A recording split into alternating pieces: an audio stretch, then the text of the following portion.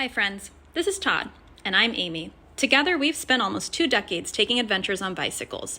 We realized we wanted to see more and see it faster while still doing it on 2 wheels. So we bought a motorcycle and have been having the time of our lives ever since. Follow along as we navigate all 50 states on 2 wheels, choosing adventure over things, time over money, and the indescribable joy of being out on the open road. Watch us explore crazy places you never knew existed, meet some interesting people, and deal with some hiccups along the way. We enjoy good eating and always break for the ice cream stands. Okay, so a little bit more in depth about Harley Davidson Insurance. We called the night of the accident and couldn't really get through to anybody, and it was a dire situation, so they told us to call back the next day. So we called back the next day, had questions about our towing, and that's when we were told we didn't have towing coverage. But we knew that we did have towing coverage. So there was a lot of confusion. We were in Virginia. We just wanted to get home. So we said, you know what, screw it. Rented a U-Haul to get ourselves home. We still hadn't talked to anybody about the claim. So on the drive home, we called and spoke to a claims rep, I guess you could call it, and gave all of our information. We had questions at the time because we had concerns about not having towing. And the person who took our information had no answers for us, said that she just takes the information, right? So I come to find out that when I had called to have my bike put into storage, they don't do like a storage insurance. What they do is they just basically take all of your extra coverage off. They put you like on a liability only. They give you state minimums. They just make your payment as low as possible. And then in the springtime, when you get your bike out, just call and we'll put all that back on. So I've been doing that every year for the last couple of years, and it's never been an issue until now. And so we get home, and we made the claim while we were driving home, and 3 days go by and we have not heard anything from Harley Davidson. So we called to speak to our claims rep, and the reception wasn't very pleasant, but she made it a point to let us know that she was just getting ready to call us. She was just looking over our file and she was just getting ready to call us. So we gave her all of our information, and then that's when she stated, she informs me that, oh, well, I see that your coverage had been changed to what it is now, which is nothing. It's like state minimum. and that I can see that there was a call made that, oh, you used to have this coverage, and then a call was made, and now you have this coverage, and so that's basically all I can say is that you don't have coverage. And I said, okay, well, you know, this is what I think happened. Oh, well, I don't deal with that side of it. I'm just the person that deals with the collecting of the information of the claim or what have you.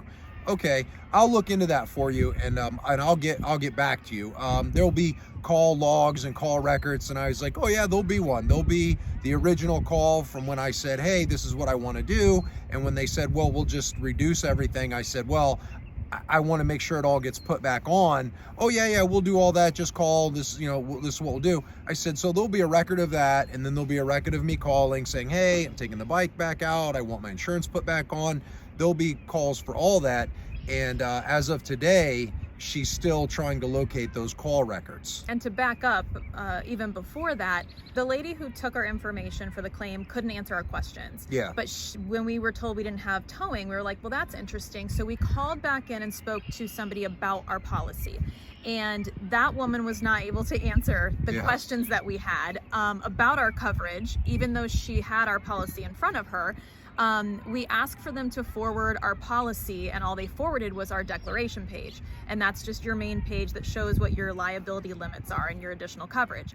I kept asking for the policy, the nitty gritty, like what's covered. And she continued to tell us that she had sent us everything, that there wasn't a policy behind it. So huge red flag. So in the meantime, while we're waiting to hear back from our claims adjuster, the third person we talked to, Todd calls just a random Harley Davidson. I called the actual Harley Davidson Insurance number as if I was a new customer.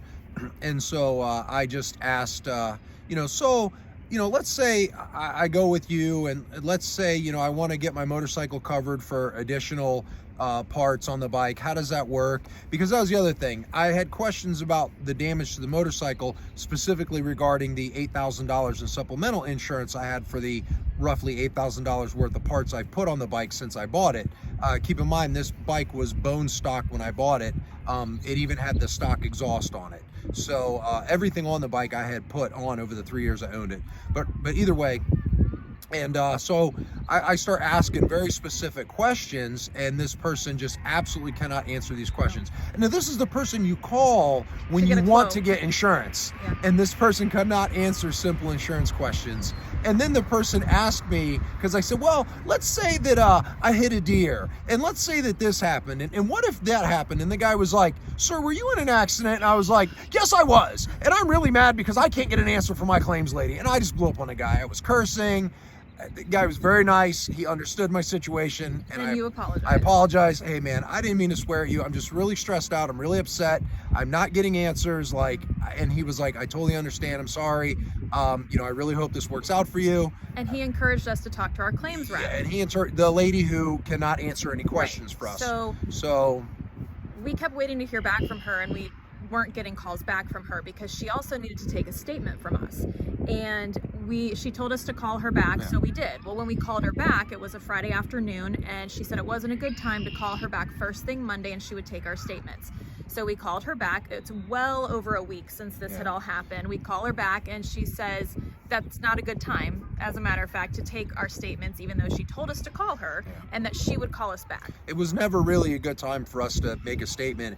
So she ended up getting a hold of me when I was in the truck on the way to the shop to finish work, taking stuff off the bike and what have you. And I gave her my quick statement, and it's recorded. I made sure that during the recorded conversation, I pointed out what I think went wrong on the coverage side, where the confusion was regarding the phone call or the phone calls and the reducing of the coverage for storage and what have you. So I got all that. And again, it was the same thing. Well, we're looking for the call logs. I said, oh, well, you should have a record, and you'll clearly hear me ask these questions that I'm telling you, regarding how does this work, and I want my coverage to be what it was when I call back.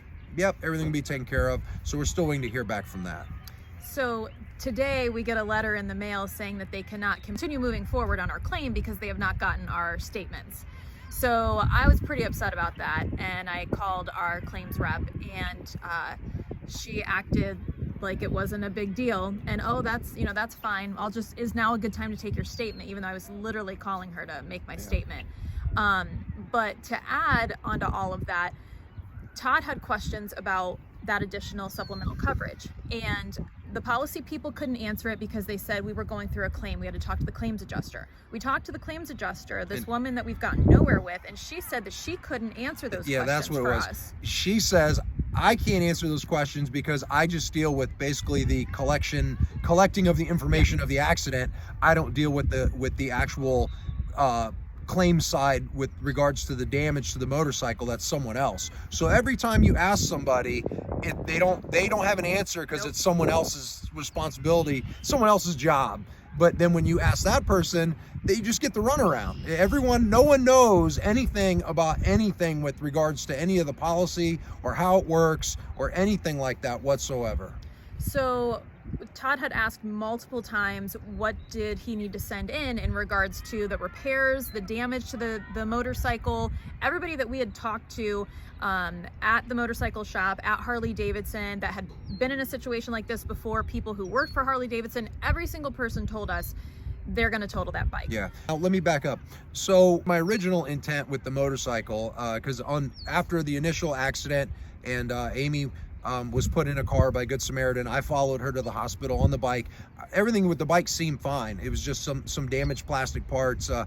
Passing lamp was ripped off. It didn't seem like anything was really, like the actual integrity of the motorcycle was damaged. So I was excited to just, get a new paint job on the bike, replace some of the broken parts, and keep the bike on the road, because I love that bike.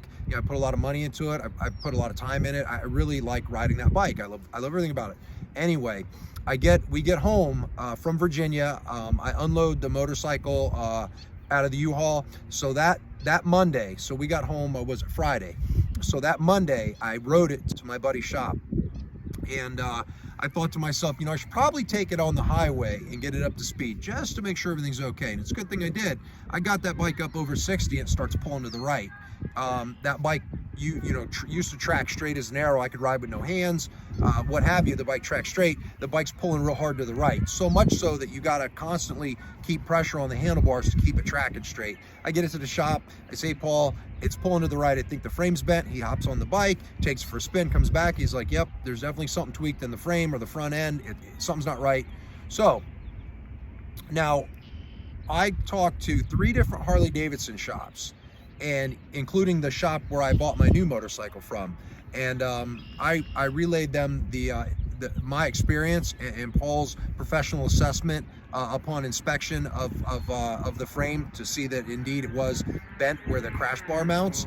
And they said, oh yeah, if it's a bent frame, Harley's just going to total the bike. They don't mess around with repairing the frames for sure. They're not going to pay to replace a frame, basically do a bike rebuild. Your bike will be totaled out, no problem. That being said, Paul just did a real quick estimate with the damage to the frame, that the frame was bent, it needed replaced.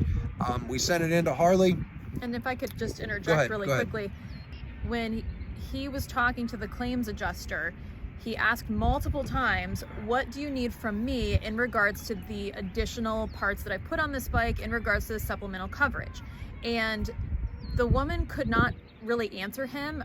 She seemed kind of annoyed that he had asked it multiple times and just said, just send what you can see. Yeah. Just send the damage that you can see. Yep. Just send in the estimate with the obvious damage to the bike. Yep. Like I said, 3 different Harley shops. Paul himself, who's dealt with many a collision situation with a motorcycle. Yeah, they're going to total it out. So he puts together an estimate, sends it out.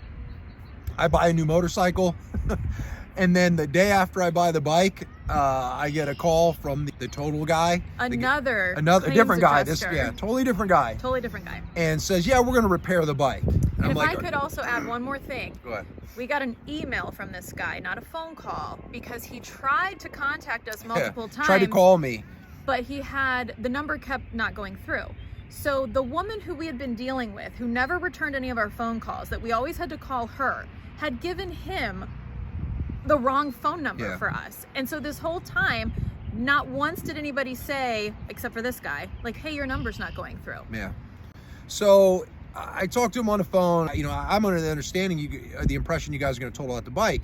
He said, well, normally we would, but with bike prices being what they are, and especially the used bike market, it's not close enough. It's got to be this number for us to total it out. I said, well, so that estimate you're looking at is not accurate then. I said, because there's a lot of things. If we're going to rebuild the motorcycle, there's a lot more that's going to be involved. There's more labor. You're talking, there's seals, there's gaskets. It's possible the front end is damaged. So we're talking, fork tubes, triple tree, that sort of thing. I said, so, if we go ahead and start repairing the motorcycle and we get into these things, how does that work? Do we send in a supplemental claim? Like, what happens there? He said, go have the shop redo the estimate with all of the things that they are going to have to replace they'll have to replace to rebuild the bike. I said, okay. So we went back. Paul did another estimate with everything. He talked to his guy at Harley and said, listen, man, I've never had this issue before. What would you do? The guy said, if that bike was in our shop right now, we would replace, and he gave him a whole list. Paul's like, all right, then I'm gonna write it up. So he sends it in. The very next day, the guy calls me first thing in the morning. Hey, Mr. Howman, we're gonna total the bike out. Okay, good deal. Now let's talk about the supplemental parts on the bike, because I still don't have an answer about that. He says, okay, there's another guy that you're gonna have to talk to that handles that whole aspect, right? Luckily for me, this guy was a really cool dude. I talked to him. I wanted to take some parts off the bike to put on the bike because they would go on the new bike. He said, hey, we do this all the time. We work with people. You go ahead and take what you want off of the bike that you're gonna keep. And then obviously we just won't pay you for that stuff. The rest of the stuff that's on the motorcycle that's aftermarket that you put on the bike, anything that's not stock, just give me an itemized list of everything that's on the bike, and send it to me, and then we'll go from there. And I said, okay. He said, do I need receipts for these things? What, he said, no, just send me the list and we'll go from there. I said, okay. So I sat down and I went through the Harley Davidson catalog, because all the Harley parts that are on my bike I bought from Harley. There was only a few aftermarket parts that didn't come directly from Harley, but luckily they came from the shop that I deal with, so I had invoices for all of that.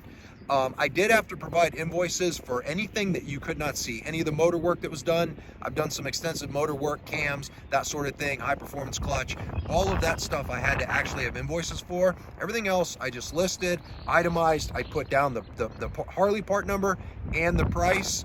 I sent it, it was over a page long. I sent it to the guy, and the next day he said, yep, we're going to go ahead and cut you a check for $20,000 for everything. And considering that I was able to take $2,000 in suspension off the bike, I was able to take my $2,000 stereo out of the bike, and I was able to take my $2,000 wheels off the motorcycle, I felt very good that that was a fair price. So that's what I did. And they also paid for the tax and the title fees on the new motorcycle I bought. That check has already been cut. It's in the mail. The check for the motorcycle, I'm just waiting on that, but we should get that. I would imagine tomorrow I'd have an email about that. So we're still waiting on the answer about the medical stuff, about the deal with the insurance, the coverage, but I have a feeling that might work its way out as well. Yeah, we're not sure yet, but like I explained to the lady, I worked in insurance for years. I was a licensed insurance agent. We have insurance, the highest limits you can get on our cars, on our home, on life insurance for us, our kids. If you look at our previous motorcycle policies, we've had the same insurance agent for 18 years. And the only reason we switched our motorcycle insurance from him to Harley Davidson was when we took out a loan and bought the Harley Davidson motorcycle that was recently totaled. Otherwise, everything would have stayed with that agent. We wouldn't even be having this conversation. But like we explained to that lady, we can show all of our coverage across the board that we've had for years. We can show the coverage that we had with that agent. We can show the coverage that we originally signed up for them, that Yeah. we did have this coverage, and you can see it. They can see that, yep, you sure did. We signed you up for this coverage. Yep. But you can, and then you can see when they dropped all the coverages down, Which when the was bike in went into storage. and it was in like November, Correct. which makes sense with our season here in Ohio. Very common in Yeah. states like Ohio, Kentucky, Wisconsin. Very common. And then in the spring, you just call your agent or your insurance company and say, hey, Yep. I'm getting the bike out of storage. I need you to put my coverage back on. And she can see via the call logs, not the recordings, but the actual call logs. She can see that a phone call was made in the spring, Yep. but she can also see that the insurance wasn't bumped back up to what it was. Correct. And my take on it, and what I explained to her is that, well, clearly you can see that the error was made on your side, because I would have called in the spring and said, hey, I'm taking my bike out, put my coverage back to what it was. And if they can find the call log, they'll hear me say that explicitly in the phone conversation. And the obligation is on the insurance company to explain what that is. So if you would just call and say, hey, put my coverage back on, a reputable insurance company is going to ask you what you mean by that. And then they're going to look at your policy and say, well, this is what you had. Is that what you want me to put back on? There would have been a conversation like that. Or that should have happened essentially, and it appears that just some random person got the call when he called in, and when he said put my coverage back on, all they put back on was collision. They didn't put back on our travel reimbursement, our towing, our medical payments. They didn't put any of that back on. They didn't put my limits back up to what they were. They were still state minimum. 100, 300, so yeah, I have hope that it's going to work itself out, because it was very stressful at first, but the bike side of things has worked out. I'd like to think that this side's going to work out as well, but we'll most certainly keep you up to date on our experience with Harley Davidson Insurance. But I should add that we did the new bike is insured with our old agent. So well, with our current agent, but we just went ahead and put it back with Progressive through his agency. Through the agent, where if God forbid there's another situation like this, all I got to do is call him. Hey John, I got a situation, and that he'll take care of everything. Yep. So you get what you pay for, I guess. Yep. So stay tuned. we'll have an update, I'm sure, in the near future. Thanks for watching. Like and subscribe to stay updated on all of our new adventures. And stop back next week as we go shopping for a brand new motorcycle.